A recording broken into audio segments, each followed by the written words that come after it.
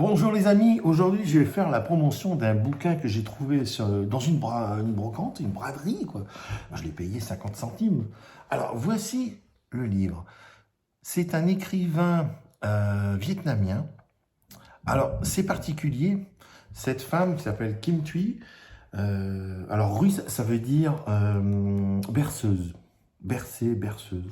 C'est c'est un mot à moitié qui peut être une consonance française, un peu comme une sorte de mini ruisseau, un petit ruisseau, voilà. Euh, un russe est un petit ruisseau en français, et chez eux c'est berceuse.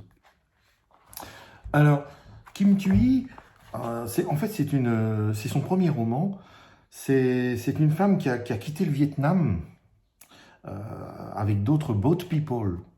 Donc après la guerre du Vietnam, il y a eu un effet boat people. Alors longtemps, je me suis demandé pourquoi, comment ça se fait que les gens partaient de là-bas alors que la guerre était finie, hein. C'est quelque chose de difficile à comprendre, de dire, attendez, c'est la paix, c'est la fin comment dire, la fin des combats, et il y a une partie qui se sauve. Donc ça m'a permis de comprendre un peu mieux. Voilà. Donc, à l'âge de 10 ans, elle se sauve du Vietnam sur un bateau. Bon, elle a vécu à Montréal pendant une trentaine d'années. Son parcours est hors du commun. Elle confie avoir fait toutes sortes de métiers, couturière, interprète, avocate, restauratrice, avant de se lancer dans l'écriture de ce premier roman. Alors, l'histoire, c'est une femme voyage à travers le désordre des souvenirs, l'enfance dans sa cage d'or à Saigon, qui sera un futur Ho Chi Minh Ville. Elle vit l'arrivée du communisme dans le sud-Vietnam, qui est apeuré, parce que c'était un tremblement de terre, c'était un séisme, hein. La fuite dans le ventre d'un bateau au large du golfe du Siam, en évitant les pirates, hein, parce que ça y allait, pas de main morte pour voler les gens. Et on ne laissait pas de témoins derrière. Donc, ceux qui se faisaient attaquer par les pirates, ils disparaissaient. L'internement dans un camp de réfugiés en Malaisie, en fait une sorte de camp de transit, avant de pouvoir être dispatchés un peu partout dans le monde. Et ils se sont retrouvés au Québec. Voilà.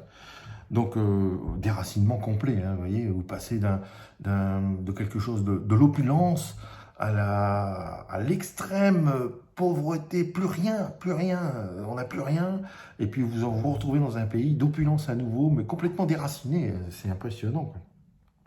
Voilà, donc ça dit le vide et le trop-plein, l'égarement et la beauté, c'est entre la guerre et la paix. Et puis, en fait, elle restitue le Vietnam d'hier et d'aujourd'hui avec la maîtrise d'un grand écrivain. Parce que c'est vrai qu'il y a des passages qui se lisent très très bien. C'est un livre qui se lit facilement, impeccable.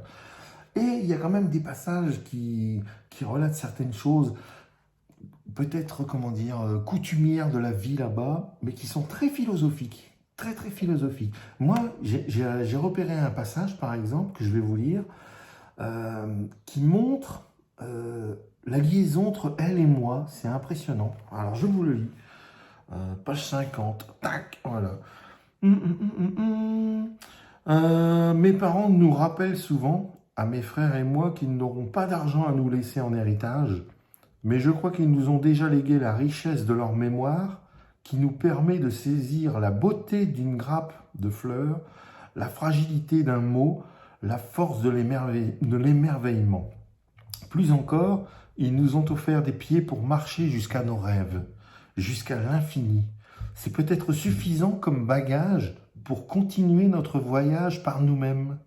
Sinon, nous encombrerions inutilement notre trajet avec des biens à transporter, à assurer et à entretenir.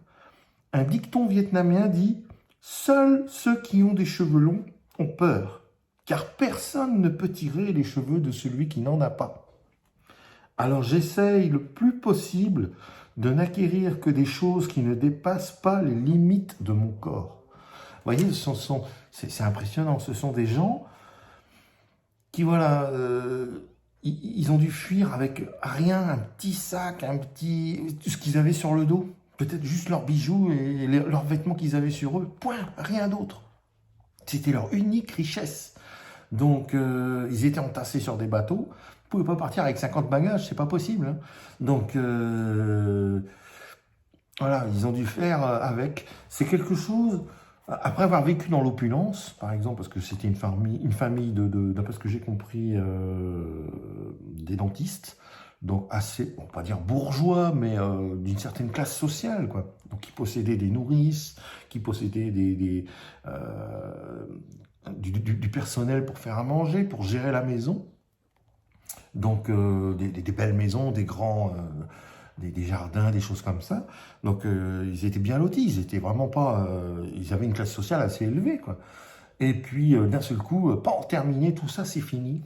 C'est fini. Une fois que le soldat communiste est à votre porte, il vous prend tout. Vous avez intérêt d'être tête basse. Fini les vêtements de luxe. Vous avez intérêt de montrer patte blanche, de rentrer dans le moule communiste le plus vite possible, parce qu'il n'y avait pas 36 solutions, hein. C'est soit vous êtes dans les clous, soit vous êtes en dehors des clous, et là, il y a un risque, hein.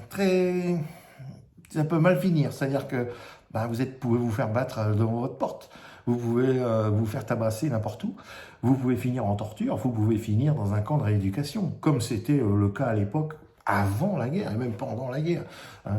De tous les côtés, il y a eu des camps de rééducation pour casser justement les gens qui étaient de l'autre bord. Voilà.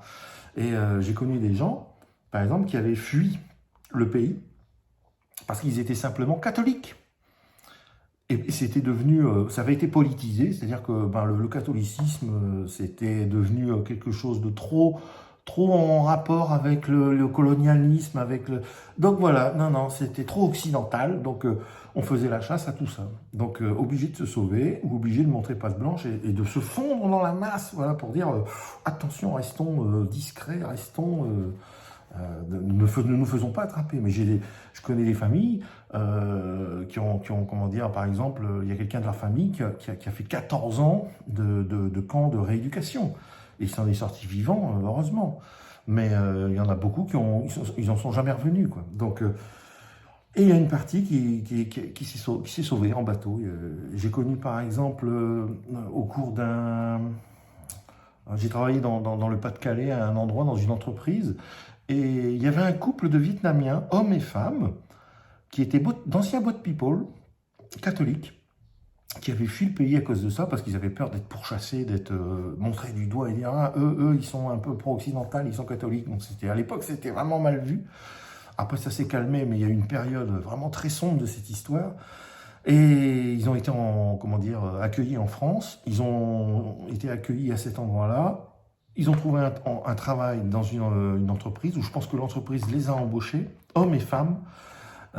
Donc on les côtoyait régulièrement. Et c'était des gens très très appréciés dans toute l'entreprise. Moi je les adorais parce qu'ils étaient à la fois courtois, gentils, souriants, discrets, pas agressifs, et travailleurs, extrêmement travailleurs. Que ce soit des Japonais, des Coréens, j'ai travaillé avec des Japonais, des Coréens, des Chinois. Travail, mais toujours dans la discrétion, la courtoisie, pas un mot plus haut que l'autre. Voilà, parce qu'on n'aime pas les grandes gueules, on n'aime pas râler, on n'aime pas travailler avec le stress d'une mauvaise ambiance. Non, voilà. Et je vous le dis franchement, ça me changeait, hein, parce que j'ai connu des entreprises où c'était tout l'inverse, où tout le monde cassait tout le monde marchait sur la tête de tout le monde. Tout le monde était jaloux, tout le monde était violent, tout le monde était méchant. J'ai même vu des actes de sabotage, oui, d'une équipe à l'autre. Une équipe qui disait ah, toi tu fais le malin, bah attends, tu vas voir, cling, voilà, un petit truc là. Et dans une heure, tout est fait, ton équipe là. Dans une heure, c'est le bordel complet. Nous, on rentre chez nous, allez, salut, hein. Bon courage les gars. Voilà, c'était ça. Et puis je l'ai vécu personnellement, parce que il y a un moment, j'ai remplacé un collègue dans une entreprise. On était seuls sur plusieurs machines, avec des robots et tout, une ligne de montage. Et puis, il était à peine parti de 2 minutes. Je l'avais remplacé, il était à peine parti de 2 minutes. Donc, si je l'ai remplacé à 22h, à 22h02, je n'avais plus une seule pièce bonne. Au lieu d'être blanche, elles étaient transparentes, il n'y avait plus de colorant. Il n'avait pas mis de colorant, tout était à sec. Et je me suis dit, mais quand on met un sac de colorant, on est en vie pendant 4 heures. Donc c'était pas compliqué de faire le plein, mettre un sac et on est tranquille. J'ai même pas le temps de faire les pleins, de faire le tour, que paf, tout était, il n'y avait plus rien de bon. Tout était poubelle. J'ai du sabotage pur et simple qui méritait la porte directe, hein, avec un gros coup de pied dans le cul. Mais non, bon, c'est passé à là. C'était, tiens, je te fais un petit coup pour bien t'embêter. Vous voyez, c'est sympa entre collègues, hein, c'est cool. Hein. On était 3 4 collègues à tourner, et lui, il se permettait de me faire ça. Alors, foiré, je vous dire, mais bon, restons calmes, quoi. Voilà. Donc, en revenant au bouquin, franchement, ça vaut la peine, ça vaut le coup, parce qu'il se lit très très bien. Il apporte des informations intéressantes sur ce qui s'est passé, ce qui là-bas, ce qui s'est passé pendant le trajet, dans les camps, et une fois arrivé là-bas, parce que c'est vrai que c'est un monde complètement... ils sont passés de tout à rien, et puis ils sont revenus dans un monde complètement capitaliste, avec de l'opulence partout, mais ils n'avaient rien, quoi. Il fallait des petits métiers, il fallait se débrouiller, il fallait... Donc, ça me rappelle beaucoup le pays où, par exemple, vous allez dans des... pas dans les grandes villes, hein, des gens qui ont des apparts ou des grosses villas, c'est pas ça. Je parle vraiment des villages. Quand vous allez dans une famille, dans un village, la première chose qui vous saute aux yeux, quand vous rentrez par exemple dans leur salon, de leur cuisine, il n'y a pas grand-chose. Des fois, c'est... Waouh, il y a un petit truc, machin, un évier, 3 casseroles dans une petite étagère avec une gamelle, puis un petit frigo, et puis il n'y a plus rien. Il y a une table pour faire préparer les repas, et c'est tout. Ça paraît tout vide. En Inde, c'est encore pire. Vous allez en Inde, alors là, faites un tour dans le Rajasthan, rentrez chez quelqu'un, dans une hutte, ça va être encore pire. Vous allez voir un petit truc dans un coin, et puis tout le reste est vide. Vous dites, mais wow, qu'est-ce qui s'est passé là? Il y a un cambriolage? Non, non, ils sont habitués. Ils n'ont pas beaucoup d'argent, donc ils ne vont pas investir dans 50 gamelles, dans 50 bidules électriques. De toute façon, des fois, ils n'ont même pas l'électricité. Voilà, ils se débrouillent avec ce qu'ils ont. C'est pas consumériste comme nous, c'est-à-dire nous, il nous faut tout plein de placards pour ranger tout, sinon c'est le bazar complet. Moi, je vois tous mes placards, mes tiroirs sont pleins. Et c'est un truc de fou, quoi. On accumule, on achète, on accumule, on accumule, on accumule. C'est de la folie, c'est de la folie. Et moi, je vais partir par là avec exactement cette même pensée, c'est-à-dire que depuis plusieurs années, même 3 4 ans, que j'ai ce projet de vivre au Vietnam, eh ben, c'est exactement ça, c'est-à-dire que je ne vais pas m'embarrasser de choses superflues qui pèsent 1 tonne, et puis non, non, ça va être une valise et demie, parce qu'on a droit à une valise et une petite valisette dans l'avion, mais je vais vivre avec ça. Sans maison, sans voiture, sans rien. C'est-à-dire que je donne tout à ma famille, je vends le restant, et puis je pars loin, à 12 000 km de chez moi, peut-être même 14 000, avec pas grand-chose, quoi. Voilà. Et il va falloir se débrouiller. Voilà.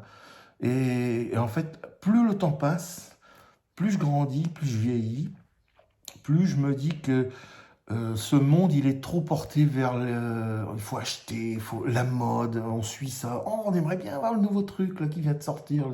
Mais c'est fou, c'est un truc de fou finalement, parce que c'est bien, mais on achète, on achète, on achète. Il y a peut-être plus...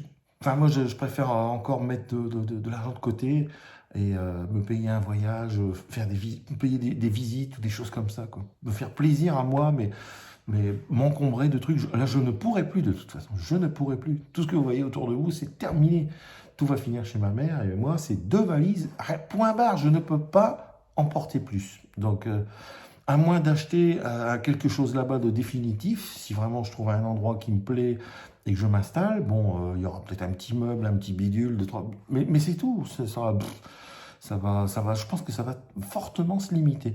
Donc ce bouquin, il ouvre un peu aussi l'esprit, et je rejoins la même chose par moment, quand je me dis, waouh, c'est vrai que là-bas, vous rencontrerez dans pas mal de pays, que ce soit africains ou asiatiques, des gens qui ne vivent avec presque rien, et pourtant ils sont heureux, et ils sont même heureux de vous recevoir, de partager avec vous le peu qu'ils ont.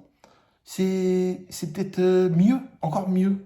C'est hyper impressionnant. Vous sortez de là complètement métamorphosé, changé, parce que chez nous, c'est l'opulence, on se rend même plus compte quand on est complètement avalé par le système. Donc c'est une pensée un peu philosophique pour dire contentons-nous de peu parce que demain on ne sait pas de quoi ça sera fait. Hein, surtout en ce moment avec les guerres, les machins, les menaces, tout ce qu'on veut, là, ça change tellement à toute vitesse le monde qu'on ne sait pas où il va aller. Est-ce que ça sera même l'apocalypse nucléaire? On ne sait pas. Hein. C'est vraiment très très inquiétant. Donc c'est pas mal d'avoir cette pensée philosophique de ces gens-là, de voir comment ils vivent, comment ils réagissent, comment ils se... Comment dire? Leurs coutumes, c'est vraiment bien. Ça ouvre l'esprit, ça fait voir autre chose, une autre vision de la vie, euh, de nos... comment dire, de nos habitudes, ça change de nos habitudes. Donc c'est complètement exotique. Hein. Alors là, vous vous lisez ça, vous vous dites, waouh, moi je vais le relire une deuxième fois parce qu'il y a des choses intéressantes. Je vais bien les noter parce que on peut s'arrêter pratiquement toutes les 2-3 pages et dire waouh, putain, ah ouais, dis donc, impressionnant. Et puis il y a plein de petites anecdotes, des fois toutes bêtes, sur des objets, sur des petits trucs, sur des habitudes qu'ils avaient là-bas, que d'un seul coup arrivé au Québec, en plein Canada, là, vous dites ah oui, là c'est le jour et la nuit complètement, là c'est déraciné de A à Z, plus aucun repère. C'est un autre monde, une autre planète. Donc pour eux, ça a quand même été hyper dur et franchement, je leur tire mon chapeau parce que c'est courageux hein, de dire allez, on abandonne tout, on se sauve. Bon, il y a le geste de survie, c'était en pleine survie, c'était que de la survie. Mais tout quitter pour un autre monde, waouh, faut s'accrocher, hein. Et puis ils s'adaptent. Ce sont des gens qui s'adaptent très très vite, les Asiatiques. Hein, vous voyez des Chinois arriver ici, débarquer, ou des Japonais débarquer. Ça leur fait pas peur. Hein. Ça leur fait pas peur. Hein. Ah, pas de souci. Hein. Pas de souci. Ils ont une intelligence, quoi. Ils ont une intelligence derrière tout ça et un mode de vie déjà bien conditionné pour justement résister, s'adapter le plus facilement possible. Et ces Vietnamiens qui ont subi la guerre pendant des années et des années, je m'aperçois qu'ils ils sont d'une résilience, des deux côtés, hein, que ce soit le nord ou le sud, ils ont une résilience phénoménale. Phénoménale. C'est fou. Ils sont vraiment incroyables. Donc il faut pas hésiter à lire des livres comme ça parce que euh, ça permet de comprendre les comportements, les coutumes de là-bas. Et puis ils ont peur de rien, quoi. Ils ont la peur de rien, pas de souci, pas de problème. Il faut le faire. Voilà, ça c'est arrivé. Eh ben, on surmonte. C'est quelque chose d'assez impressionnant, d'assez incroyable. Donc, petit livre, intéressant à essayer de trouver d'occasion, hein, évidemment, parce que combien ils vont 14,9 €. Je l'ai eu à 50 centimes. Vous vous rendez compte? Je suis certain, pour 4-5 €, vous l'avez d'occasion sur des sites internet. Faites comme moi, hein, passez à l'arrêt du consumérisme, hein, de tout acheter neuf, partout. Regardez ça, ce que j'ai, 1 € sur une brocante. Un truc technique qui vaut au moins 15-20, si c'est pas 30 €. Mais tout. J'ai abandonné ma montre. Il n'y a pas longtemps, j'ai investi dans un téléphone à peu près correct pour dire parce que je l'utilise pour des vidéos et beaucoup pour les photos et pour discuter avec beaucoup de gens à travers le monde. Mais avant ça, avant ce truc-là, j'avais un bidule noir et blanc hein, à l'ancienne. Donc voilà, toute votre vie change des fois avec juste un bouquin, juste une visite à l'étranger. Donc n'hésitez pas, allez visiter le Vietnam, vous ne serez pas déçus.